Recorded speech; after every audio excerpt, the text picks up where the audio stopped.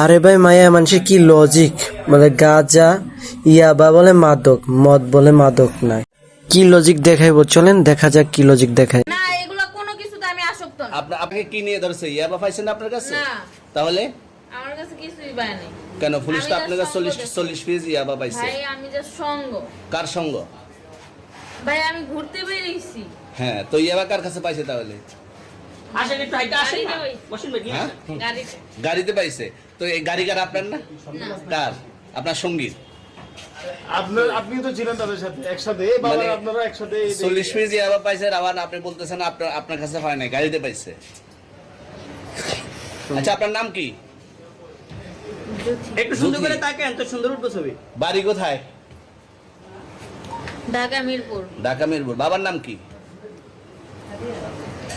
বাবার নামও বলা লাগবে? হ্যাঁ, বলেন কি না বাবার নাম বলেন?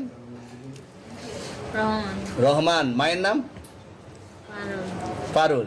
এই ব্যবসা কতদিন করেন? এই আজকের থেকে শুরু। আজকে থেকে শুরু। আর কতদিন চলবে, এরকম কতদিন চলবে না এই এবার ব্যবসা? থেকে তোদের এই থানা থাকবে, যতদিন এই থানা থাকবে, আমাদের মতন মানুষ থাকবে। ততদিন ব্যবসা চলবে। আপনারা চালাচ্ছেন বিদায় তো চলবে। আচ্ছা, ঠিক। আমার বাপের জন্মে কেউ হয় নাই, আমার জাত গোষ্ঠীতে কেউ হয় নাই। এখন এই মালগুলো আসলে কার? এই যে 40 পিস ইয়াবা, এগুলো কার? এনাদেরকে জিজ্ঞেস করেন, আমি কি তো পাইছে তো আপনাকে সহ, গাড়ি সহ। আপনি কি লজিকটা দেখাইলেন রে ভাই, মাথা নষ্ট আমার হয়ে গেল।